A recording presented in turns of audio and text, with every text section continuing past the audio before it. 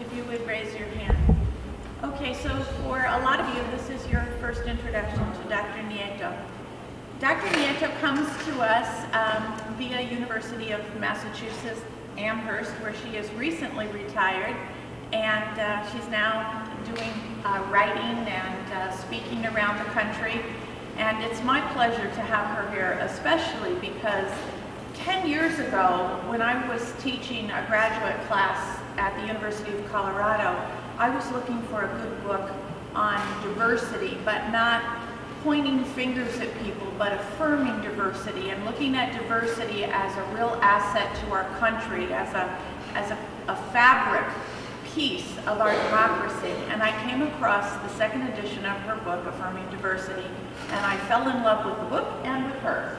And my students love the book, and they're all, I've emailed them, and they're just so envious that I'm getting to be with her in person, because they were taken with this book. Through the years, we went on to the third edition, the fourth edition, and so I've been a faithful follower of her words, her writings, and her philosophy, which has really impacted my own teaching practice. And she's currently finishing up the fifth edition, so by the time some of you get out there into the field, you'll be ready to carry on the work that we've all done. Anyway, she's here today. Last night she talked a lot about democracy and the public good and how we can all be a part of shoring up public education and how we need to be committed to it and the components that make a good teacher invested in a lifelong career, because it is a life that we choose to live every day and sometimes every night and on weekends. She has 3 books with her that she will probably refer to, and we do have some extra copies left over from the signing last night. So when she finishes her presentation and question and answer today, if any of you would like to purchase them, I have them in the boxes over here, and she's very willing to sign them for you. She'll be presenting in Dr. Bond and Dr. Dean's classes at 11 o'clock, and then we're going to shuttle her off back to Massachusetts for her next meeting. So we have a wonderful opportunity this morning. The format will be a little more informal, so she'll talk to you about her own journey and then leave time for questions and answers. So I present Dr. Sonia Nieto. I have a little microphone on. Are you hear me okay? Since you're all sitting back there, I decided that I would walk to you. So thank you for being here this morning. I had a very nice time last night, wonderful audience, and I thought that today, what I spoke about last night was this book that I edited called Why We Teach. And I thought that today I would start out just speaking for a few minutes about my own development as an educator, why I chose to go into teaching, why I stayed in teaching for 40 years. First as a junior high school and later elementary school teacher, and then as a university professor. I was born and raised in Brooklyn, New York. My parents came from Puerto Rico, and our first language was Spanish. That was the only language that was spoken at home. So when I started school, I didn't go to kindergarten, went to first grade, and spoke only Spanish. I'm sure that I did not consciously say, aha, this experience is going to make me a teacher. But I do still remember being unable to speak English and being told things like, don't speak Spanish, Sonia, that's rude.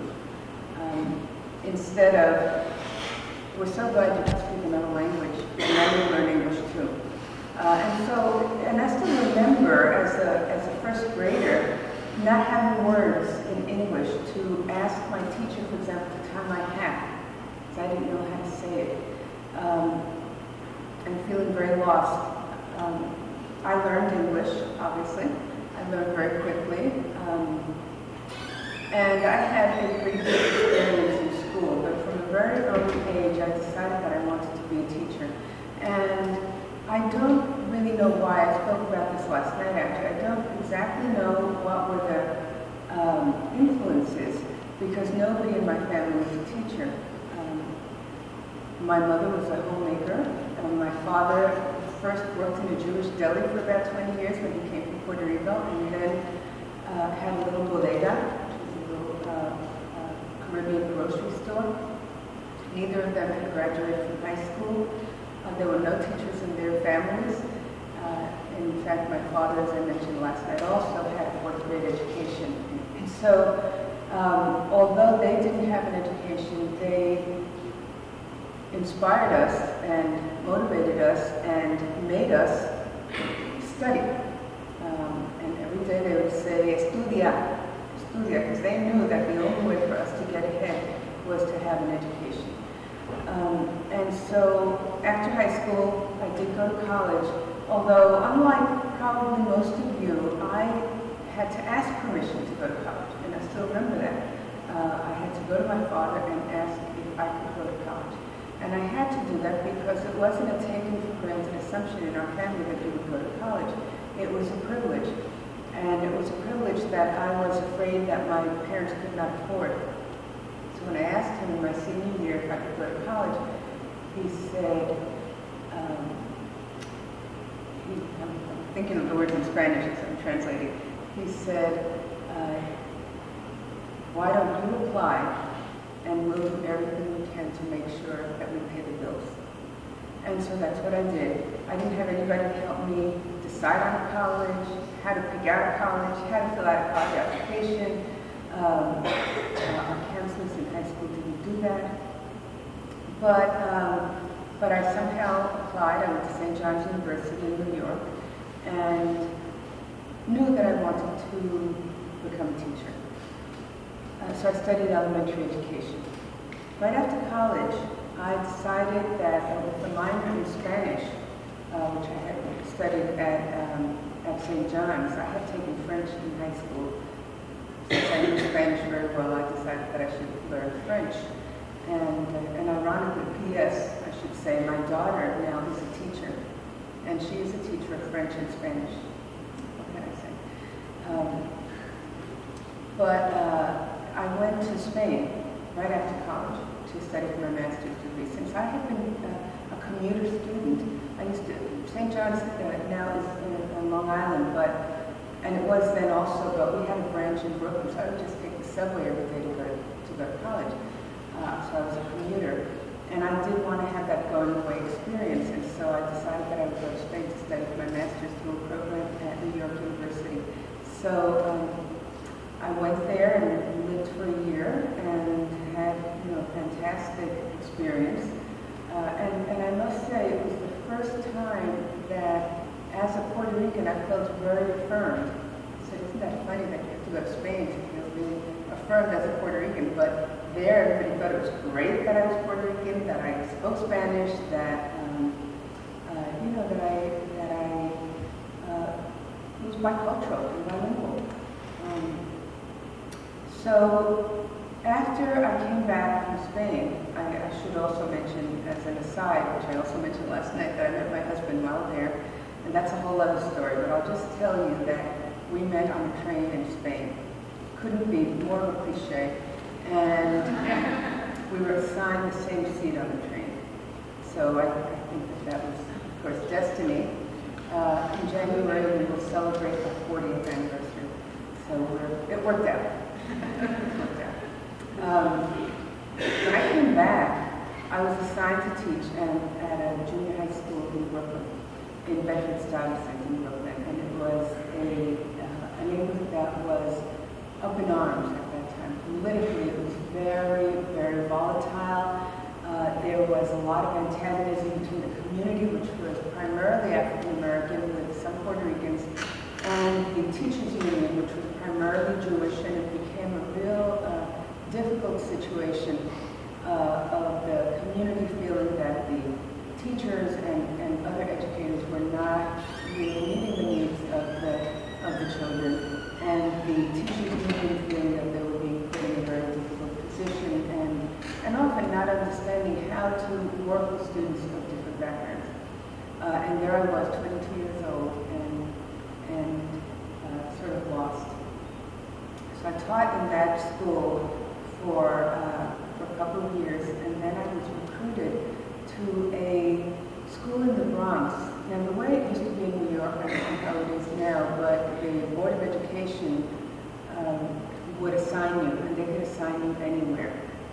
Although I had studied elementary education, they assigned me to a junior high school, as I said, because the junior high school had 6th grade in it. And so that was the great need for junior high school teachers. And so but I wasn't only teaching 6th grade, I was teaching 6th and 7th and 8th grades.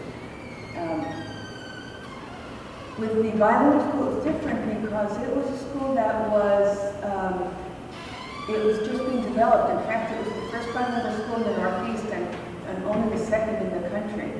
That was in 1968. Because that's when bilingual education was starting, and they needed people who were bilingual. There were very few teachers in the New York City public schools who were bilingual, and so that was the only case where you could actually be interviewed for a job, and you weren't just assigned. So I went for the interview, and the principal, who I now serve on a board with at the Center for Applied Linguistics in Washington, D.C., he nominated me. He was the principal of that school, and a young principal, the first Puerto Rican principal in New York City, and he impressed upon me 2 things. One was that the school was founded with the belief that parents had to be partners in the education of their children, and so they really welcomed parent involvement, parent participation, and outreach to families. And the second was that bilingual education works, and that it is a sound educational strategy, approach. Well, I wasn't convinced of either of those things. You know, I had gone to school without the benefit of a bilingual education, and of course my first thought was, well, you know, I learned about bilingual education because sometimes we assume that the way that we have done things is the only way that they should be done. So, you know, I think that in teaching, one of the things we have to learn is that there are many ways to do things, and we have to sort of step back from our own identities and our own experiences and try to see things from the viewpoint of others. And so I learned that really quickly by then as a 24-year-old. And about parent involvement, well, you know, like most beginning teachers, I think I was intimidated by parents and families who might be involved in the education of their children, and I was a little, you know, nervous about that. Well, I have to say that within a month, I was absolutely convinced of both of those tenets that were the foundation for that school. One, that bilingual education was effective. I saw it firsthand in the years that I worked in that school. And it was just, you know, really a thrilling kind of experiment that we were in. We had a song called Somos los Pioneros, Somos los Primeros, Somos Pioneros, something like that. We're the first ones, we're pioneers. Because, you know, we really felt that we were pioneers in this whole endeavor of bilingual education.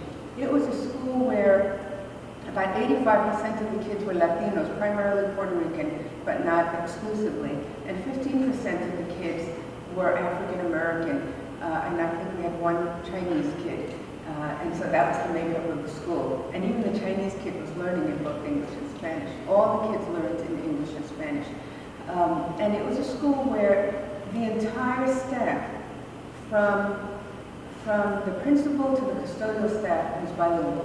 So everybody spoke in both languages. And you could walk down the hall and the kids could stop anybody and ask anybody anything in either language.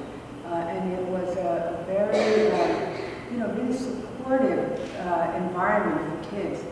Culturally, it was also very, very supportive, very affirming.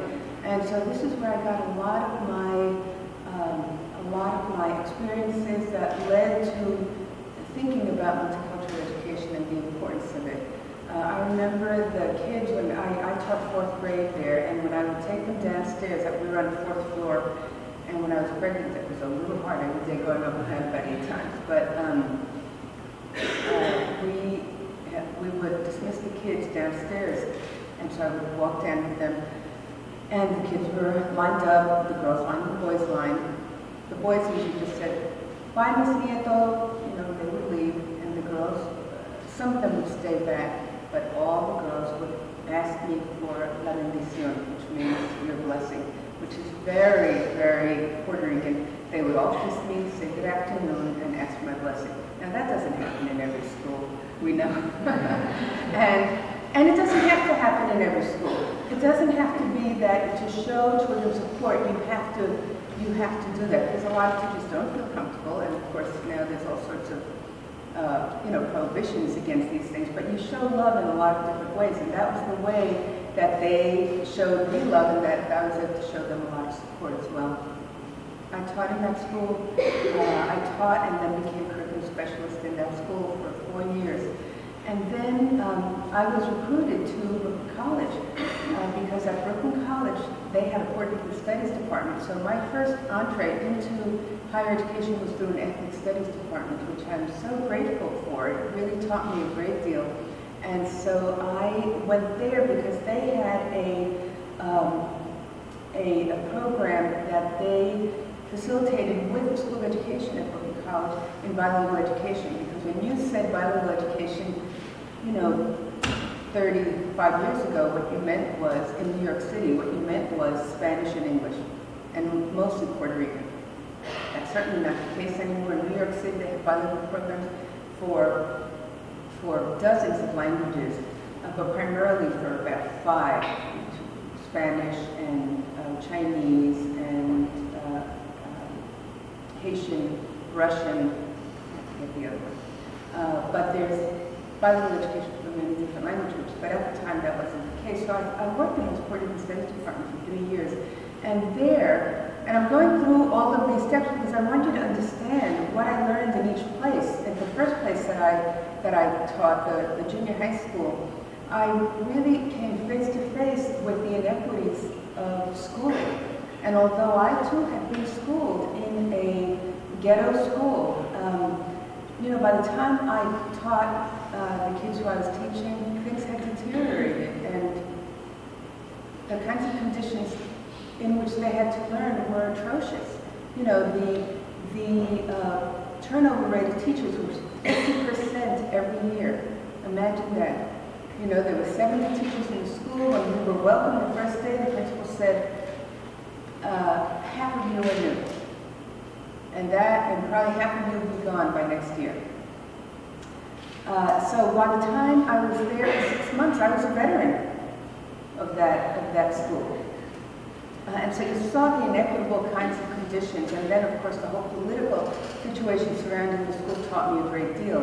When I went to the bilingual school, I learned very different kinds of lessons, that it was important to affirm students' identities, that they really blossomed when they felt included and they felt that they could bring their entire selves into the classroom, and they weren't told things like, don't speak Spanish, that's rude, or their parents weren't told, please speak English at home.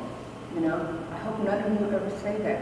I hope that you say to your parents, please speak Spanish, Korean, Japanese, Cape Verdean Creole, Haitian Creole, Polish, Portuguese, whatever other language there is. Please keep speaking that language at home, because that will help children. They will learn English at school, they'll learn it in the media, they'll learn it on the street, and then they'll have 2 languages.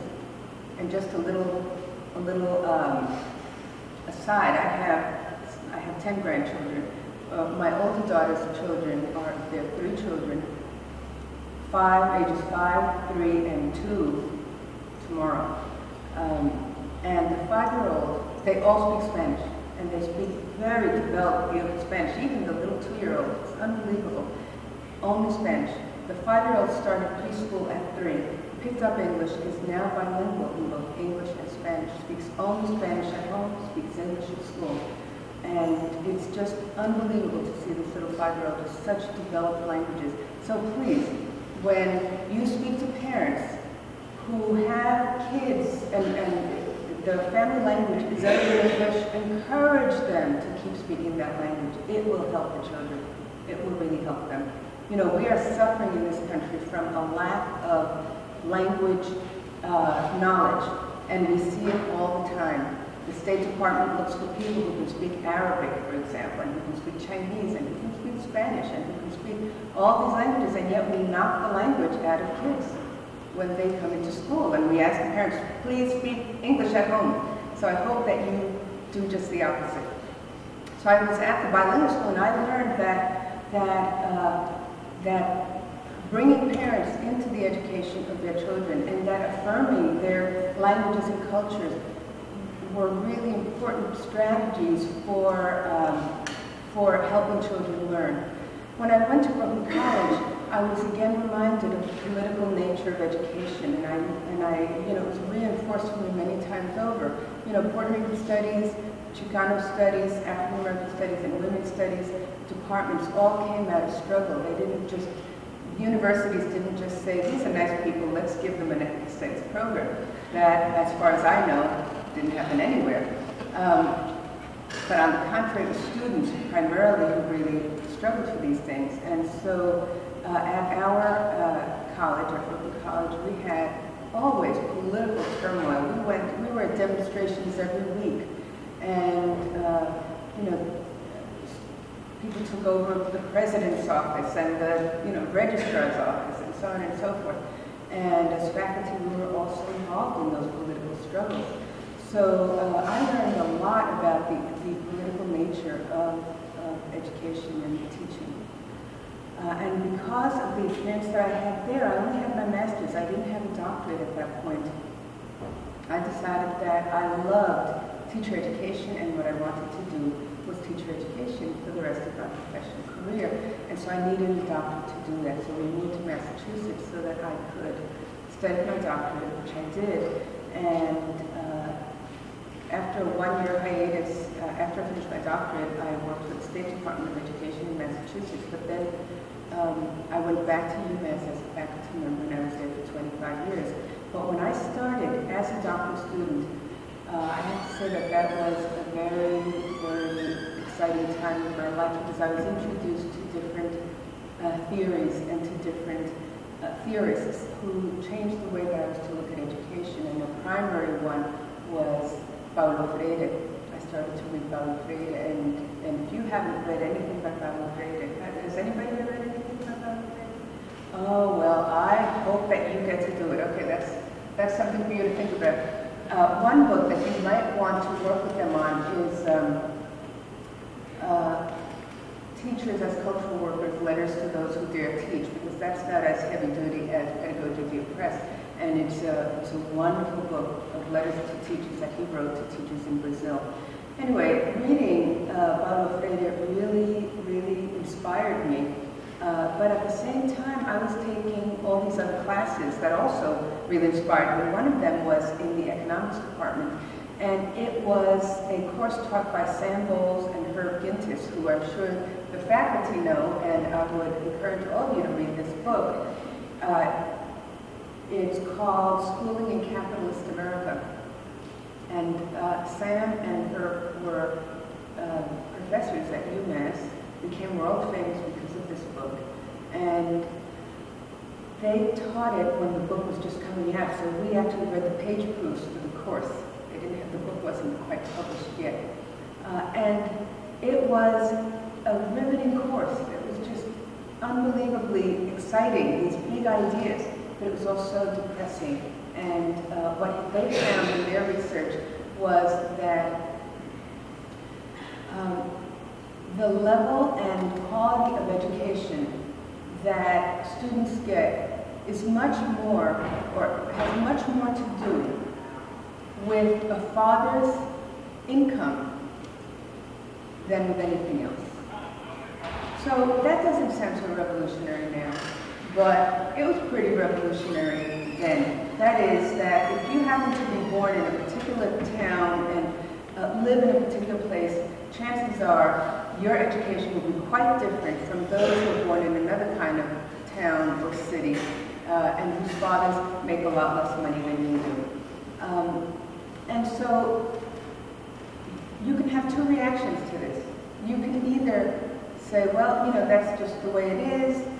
The rich get richer and the poor get poorer, and there's nothing to do about it. And I think that some of the economics students in the class came to that conclusion. But there were 3 of us in that class who were education doctoral students. And our reaction was quite different. Our reaction was we had been reading Paulo Freire and we had been reading other people who had great hope. And our reaction was we need to do something about this. I was talking to somebody last night who was saying, you know, after you mention all that socio-political context, it's just overwhelming and you feel like you can never do anything, you know, because there's so much to change. And that's really true. There is so much to change, but if we just throw up our hands, then we shouldn't be educators. I think that as educators, you have to go into the field with a great deal of hope, knowing that you can change things. But you can't just change things in your classroom. You have to know that this is not only an educational problem, it's a political problem. And so you need to work at changing the political ideology, the kinds of decisions that are made in school boards, the kind of decisions made at the city and state levels. You can't do it all. But you can be excellent teachers who try to change things in your classroom, and you can work also outside your classroom in whatever way that you can to change things.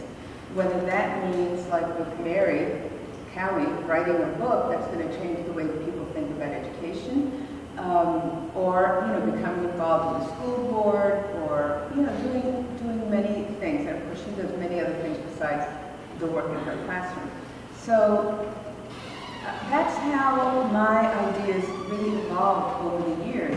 And so, as I write about in one of my books, in What Keeps Teachers Going, that whole first chapter is about this, what I've been talking to you about, my own evolution as a teacher. I began by thinking that I could change the world through teaching. And I ended up understanding that my efforts in teaching, I started to get a little discouraged about what one teacher can do. But I've come out at the other end thinking and knowing that teachers can change the world. But you have to go in clear-headed and realistic and understand that you're not going to change the world in a day or a year. But you can start doing things one day at a time that will change the conditions in your classroom and hopefully the conditions in your school. And so that's why I still am a really hopeful person in spite of this context that I described last night that is very demoralizing for teachers and for children who should be better served by the schools. So that's my journey, and I would love to hear from you. Any questions, comments, reactions, or inquietudes. How do you say inquietudes? Any concerns that you might have?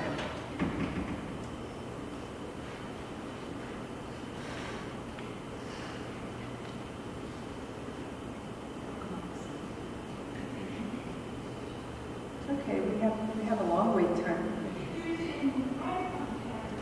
I'm sorry. Okay.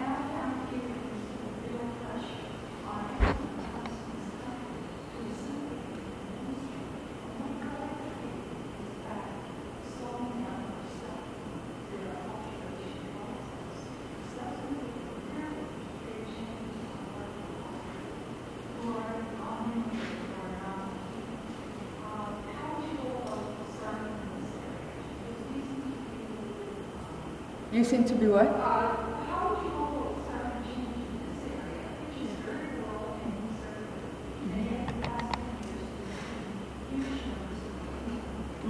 Yeah, that's what I understand. How do you start?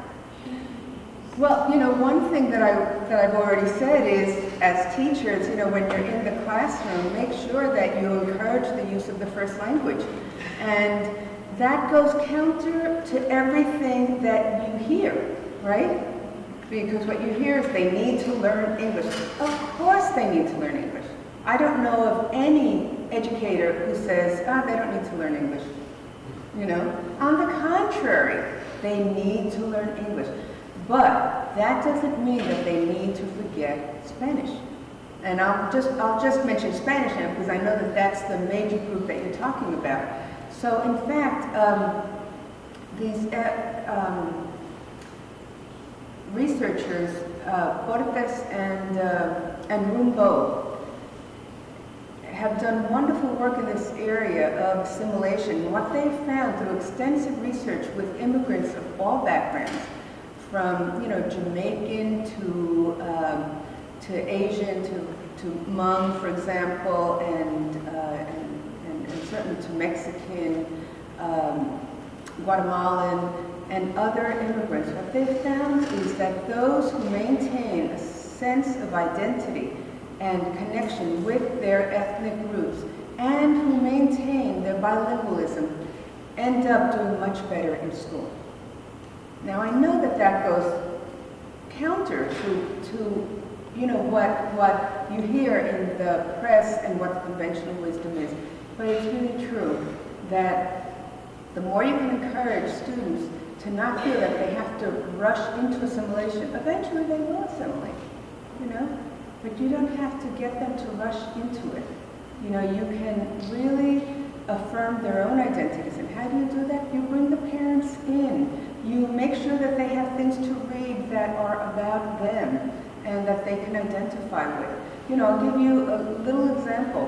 When my family and I moved to Massachusetts, our daughter was 5 years old, and she went into first grade.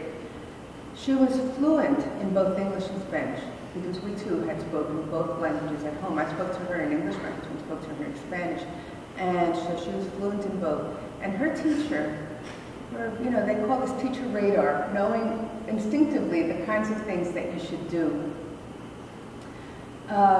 It was a classroom where I don't believe that anybody else spoke Spanish, although it was quite a diverse classroom. And since the teacher had access to the university, it was our lab school, she had lots of university students coming in and out of her classroom. And there was one who actually was a white guy who was fluent in Spanish, and so she asked him to read stories to Alicia, my daughter, in Spanish. Now, what a wonderful thing to have done. Not everybody 30 years ago would have thought of that. And so that was one thing. He came and he would read stories to her in Spanish, which was wonderful. By then she was, I should mention, a reader, both in English and Spanish.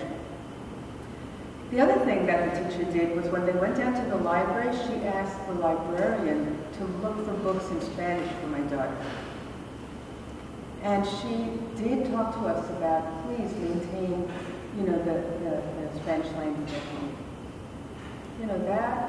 This is a teacher who just retired in June. Smart teacher. And she knew that to welcome Alicia into the classroom, she needed to affirm her and to build on the resources that she already had, which is her language and her culture and her experiences. So I think that teachers can do a great deal in their own classrooms, but they can also help influence policies in the school. They can talk about these things, for example, about how important it is to develop a sense of community in the school, and you do that by bringing in families and by affirming their own identities.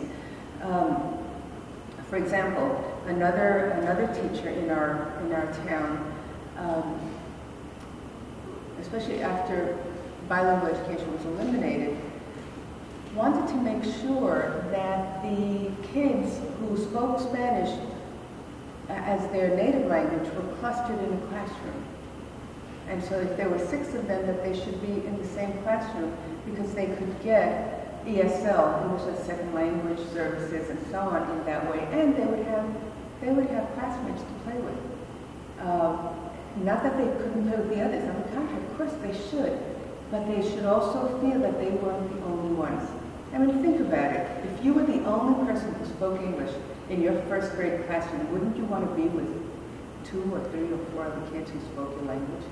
So, and before then, the policy had been you scatter them so that everybody, and it's I think good intentions so that all the kids get to know what diversity is like. But these kids are not there to satisfy the needs of other kids to know what diversity is like. They're there to learn. And so, I call that the salt and pepper approach to multicultural education. You sort of sprinkle them in each classroom. but that's not going to help the kids who need the help. So, and there are teachers who asked to teach those kids. You know, there are teachers who say, I want the Latino kids who speak Spanish in my classroom, because they saw that as enriching for them and for the other children. So I think that there are strategies that you can use and attitudes that you can develop that will really help children not feel that they have to abandon who they are in order to be successful in school. And I'll just end responding to this question by mentioning something that happened very recently.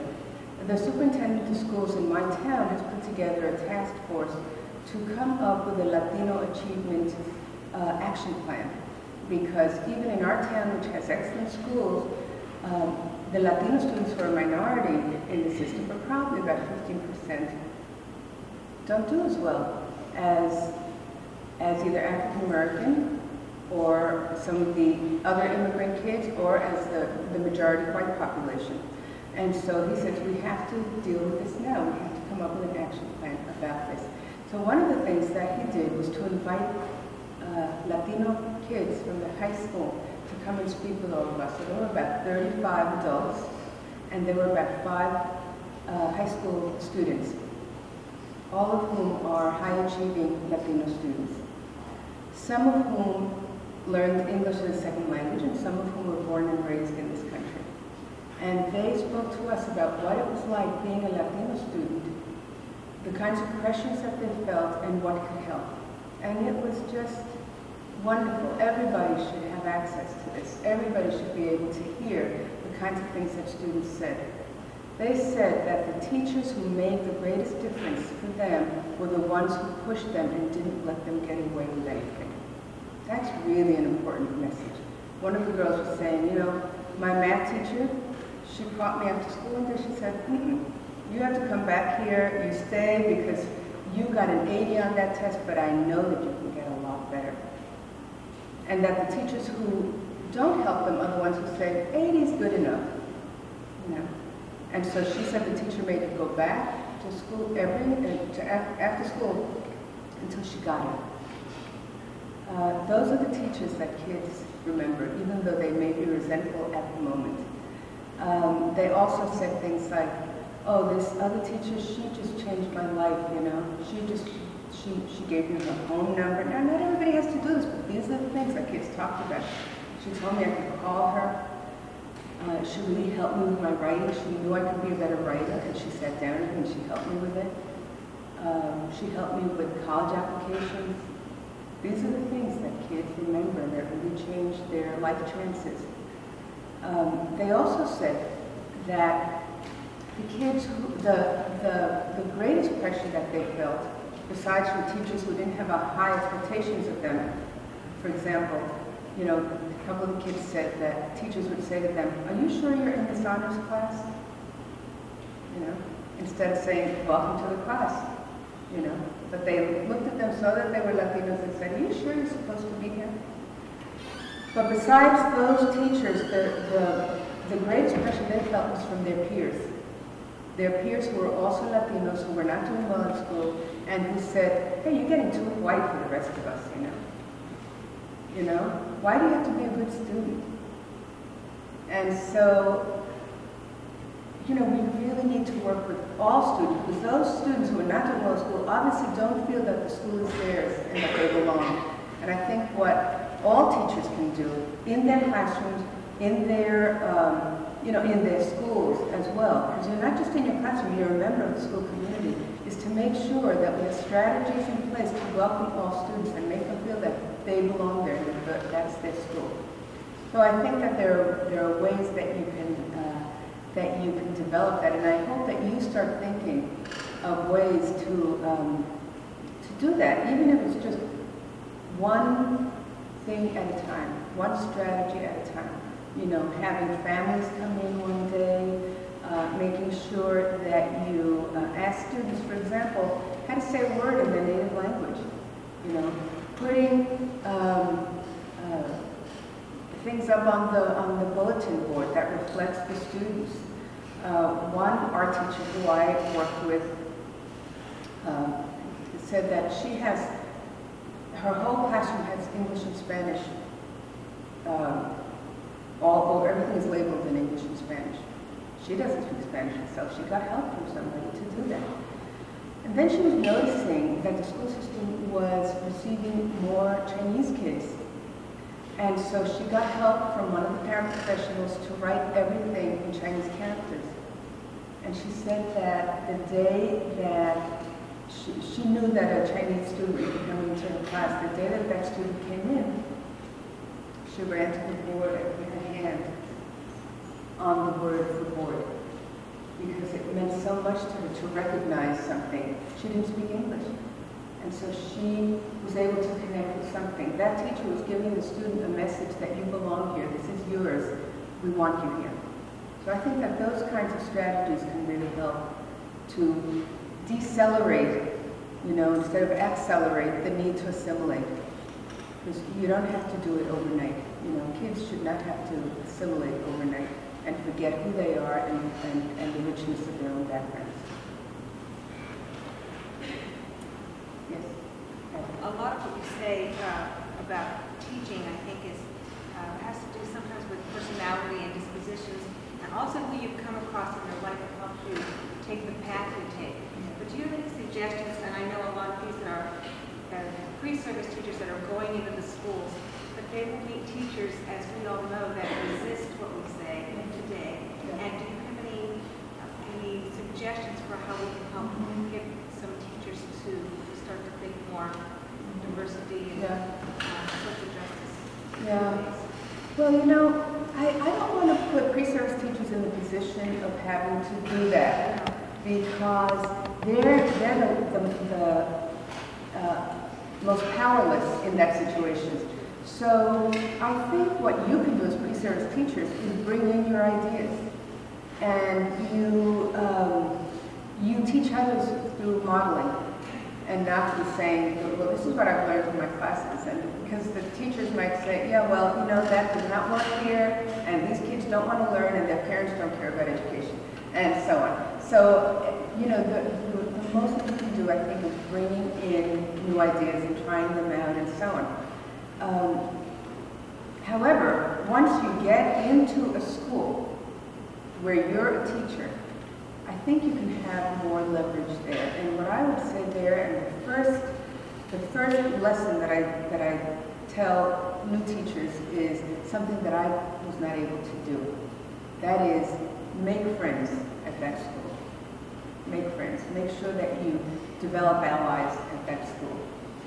I did have one friend at the first school that I taught, and it made such a difference. We were able to have lunch in her classroom every day. We didn't want to go to the teacher's room, because the teacher's room, all we heard, or most of what we heard, were nasty comments about the kids and about their families.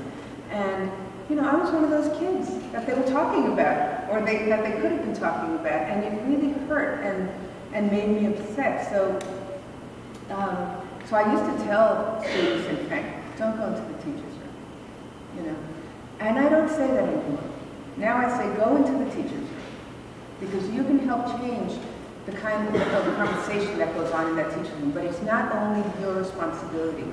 It is the responsibility of you and others. And so make some friends, and make sure that you develop allies as soon as you get into that school, so that you can count on other people, and so that teaching is often presented as this noble profession, where you're like a knight on a horse going into a school to save children. So don't think of it that way. Think of it as a collective enterprise. Yes, you're alone in the classroom, but one of the teachers, for example, in my book, What Keeps Teachers Going, I worked with these teachers in Boston, and one day one of the teachers said, and she was a veteran, she had been teaching for 25 years, and she said, I love this group.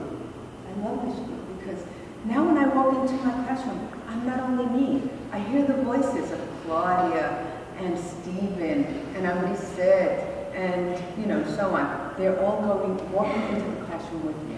And so having colleagues makes such a difference. So that's what I would say. I think that's the first rule of thumb.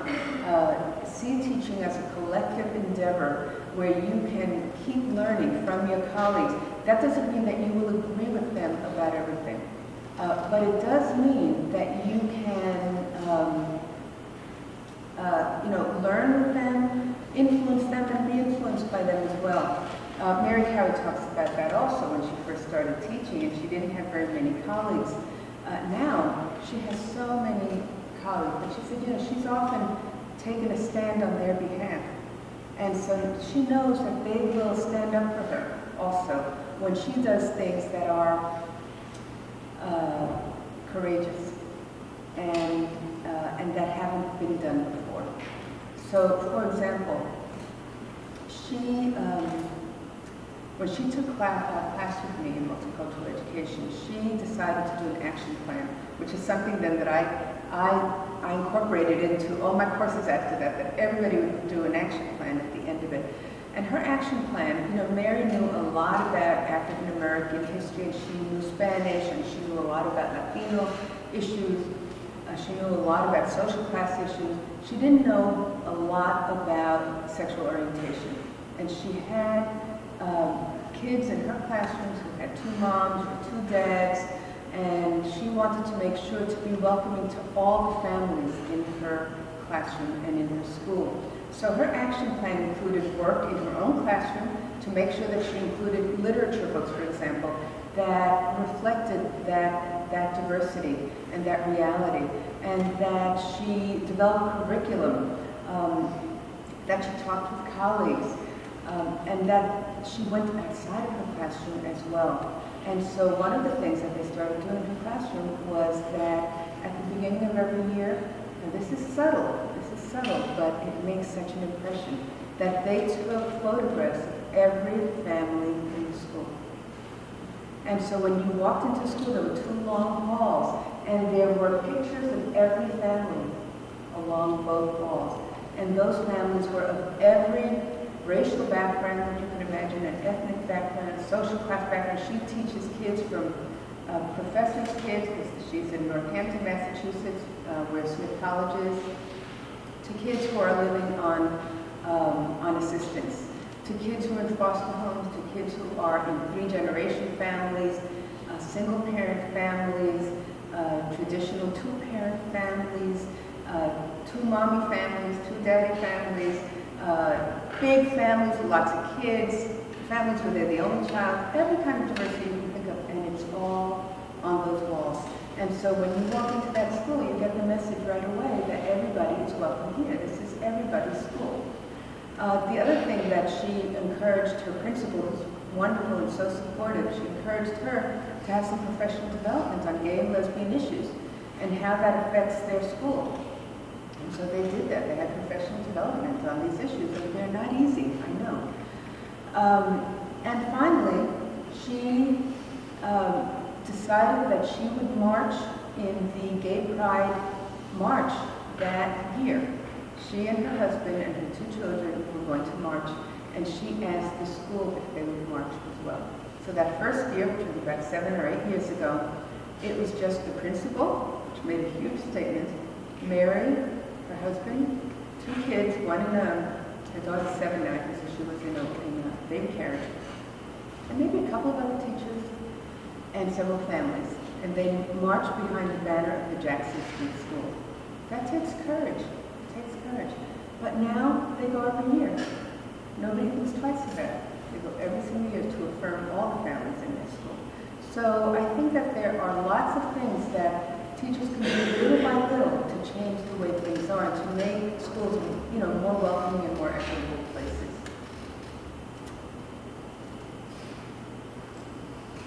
Anybody else?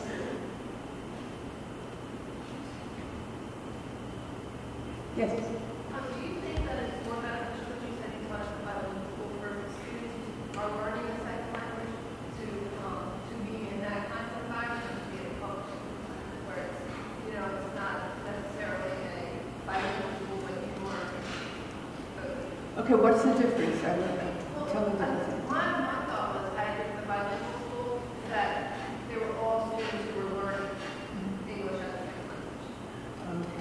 Was that the case? No, there were some students who were learning Spanish as a second language. Oh, really? Yeah, yeah. Oh, that's misunderstood. Yeah, because 15% of the kids were African American, and remember that one Chinese kid. So, I happened to be, there were different kinds of models in that school. There were Spanish dominant classes, English dominant classes, and bilingual classes. So the English dominant classes were the kids that's where the kids who spoke English as their native language or as their primary language were. They were mostly African American kids, but a lot of Latino kids who didn't speak Spanish at home also. And that's where the Chinese kid would have been also. And then the Spanish dominant were the kids who had come recently, or, you know, for example, in my case, in first grade, going in, even though born and raised in this country, we spoke only Spanish. So that's where those kids would be. And the bilingual classes where kids were more or less bilingual, where they already spoke 2 languages. And I was a teacher of a 4th grade of bilingual classes. So I did half my teaching in Spanish and half my teaching in English. You know, we would do math in Spanish, and we would do reading in both English and Spanish, and social studies in English, and, you know, and so on. Depending on the materials we had, the resources we had, we created a lot of our own materials because there was nothing then. But, you know, frankly, I think the best model for bilingual education is something that's called the two-way model, and that is a model where kids who speak English as their native language are paired with kids who speak another language as a native language. Most two-way programs are Spanish-English, so I'll just, you know, use that as a default. It's about 85%, I think, of two-way programs are Spanish, or maybe even more. And those programs have a great deal of support from the English-speaking community and also from the Spanish-speaking community, because the Latino kids are learning English, and the English-speaking kids are learning Spanish. And they have, depending on the school, usually they end up about 50-50%. And both kids come out pretty bilingual. And I think that that's a really great way to go, because you're learning not the language, you're learning in the language, which is what makes a difference. And those schools exist probably not around here. Probably you don't have any around here. Delaware, New York City, of course, Texas, California, Massachusetts has a few, because even though we no longer have bilingual education, we are allowed to have two-way programs where kids learn in both languages. So I think that those are extremely effective, and that's what the research has shown as well.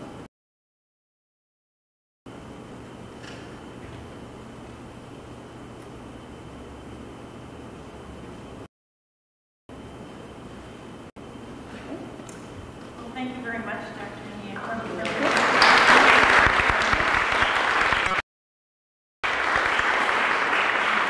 As I mentioned earlier, we do have a few books left from last night, and Dr. Nieto would be happy to sign if any of you care.